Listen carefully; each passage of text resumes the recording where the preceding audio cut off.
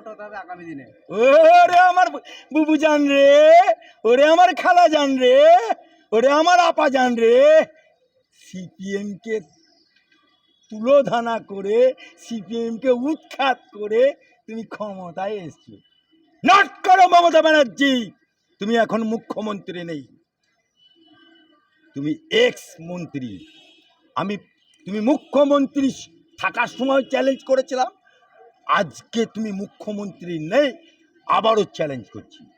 তুমি হচ্ছ বাংলার রাজনীতির জগতে নিমকহারা, বিশ্বাসঘাতক, বাংলার মানুষকে সাথে বিশ্বাসঘাতকতা করেছো, মির্জাফরি করেছো, কংগ্রেসকে সাথে তুমি গদ্দারি করেছো, কংগ্রেসের সাথে নিমকহারামি করেছো, কংগ্রেস ভেঙে তুমি তৃণমূল করেছো।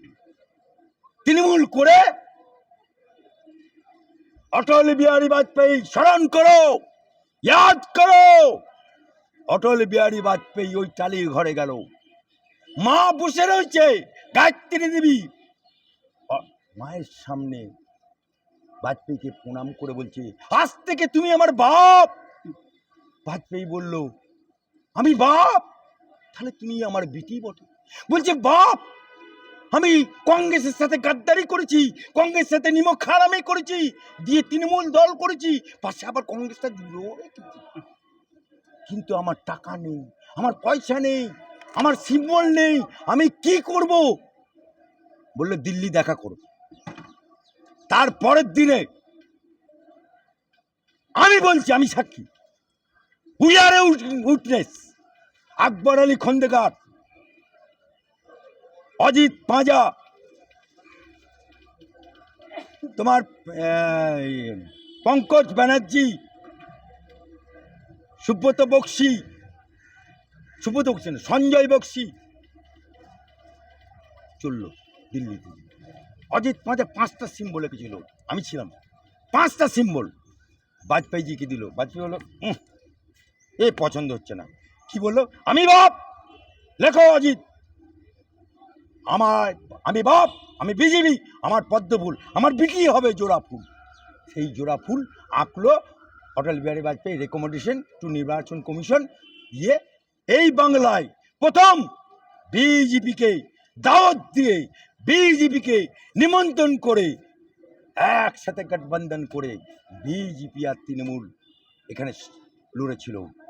স্মরণ করো মমতা ব্যানার্জি, 9টা তৃণমূল, 2টো বিজেপি, একটা বিজেপি জিতেছিল তপন শিকদার দমদম থেকে, একটা জিতেছিল কৃষ্ণনগর জুলু মুখার্জি, কিন্তু বিজেপি, বাজপেয়ী সরকার, বিজেপি সরকার তার দলের এমপি জুলু মুখার্জিকে পূর্ণাঙ্গ মন্ত্রী করেনি, তাকে করেছিল বিজ্ঞান রাষ্ট্রমন্ত্রী।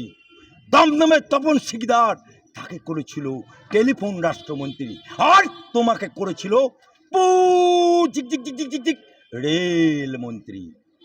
কিন্তু কুকুরের পেটে ঘি হজম হয় না, উগলে দেয়। তাই কিছুদিন পরে তালকা.com মাখে না খায় না গায়ে দেয়, কেউ জানে না বলে ইস্তফা দিয়ে দিল। তারপর কিছুদিন দপ্তর বীর মন্ত্রী রইল। তারপরে হলো বাজপেয়ীজিকে কান মলছি আব্বা, কান মলছি আব্বা, নাক মলছি আব্বা, আর ভুল করবো নি, মুখে একটা মন্ত্রী দিয়েও দাও, দপ্তর বীর না থাকতে পারছি না। মেয়েটা বহুত লোভী, দিয়ে কয়লা মন্ত্রী করলো। আজও সিপিএম এর পুরনো দেয়ালগুলো খুঁজে দেখুন, লেখা আছে কয়লা ময়লা, মমতার ময়লা সাবান দিয়ে ধুলে যায় না, কয়লা মন্ত্রী ছিল। সেই বিজেপির সঙ্গ ছেড়ে দিল। তারপরে 11 সালে যে কংগ্রেসকে খতম করেছে, সেই কংগ্রেসের সাথে জোট করলো, এসইউসির সাথে জোট করলো, কিন্তু 6 মাস সরকারে যেতে না যেতে কংগ্রেসকে লাত মারলো।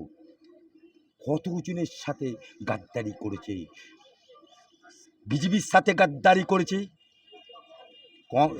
কংগ্রেসের সাথে গাদ্দারি করেছে, এসইউসির সাথে গাদ্দারি করেছে, সিপিএমকে হাঁটিয়েছে।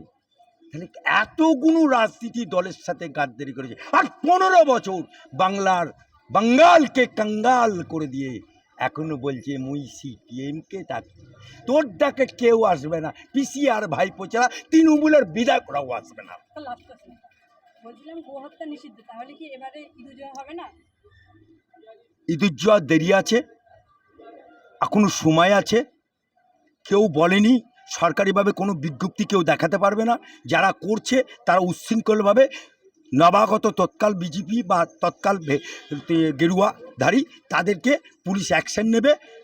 শ্রমিক ভট্টাচার্য বলে দিয়েছে, গরু, ছাগল, খাসি, মোষ এসব দিকে আমাদের দৃষ্টি নেই, যার পেটে অন্ন নেই সেদিকে আমাদের দৃষ্টি। তাই ইন্তেজার করুন, ঠিক সময় এলে যথারীতি সরকারি, যেমন অনেকে বলেছিল এই সরকার মাদ্রাসা তুলে দেবে, আমি বলছি না না না না, মাদ্রাসা থাকছে, থাকবে, প্রত্যেকটা মাদ্রাসা থাকবে যারা মাদ্রাসা বোর্ডের অনুমোদিত মাদ্রাসা। তাই মাদ্রাসা মন্ত্রী করা হয়েছে, তাই মাদ্রাসা থাকবে। লেকিন ব্যাঙের ছাতার মতো মন্দিরও গজাবে না, ব্যাঙের ছাতার মতো মাদ্রাসাও জন্মাবে না। जो बेआईनी होगा वो बेआईनी, जो सरकारी आंकड़ा सो सरकारी। অনেকে বলেছিল এলে তোমার ইমাম ভাতা, মুয়াজ্জিন ভাতা তুলে দেবে, কিন্তু ইমাম ভাতা, মুয়াজ্জিন ভাতা, পুরোহিত ভাতা, সামাজিক প্রকল্প যা যা ছিল সব আছে, সব থাকবে, উল্টে বাড়বে। বৃদ্ধ ভাতা, বিধবা ভাতা যা ছিল ডবল হবে।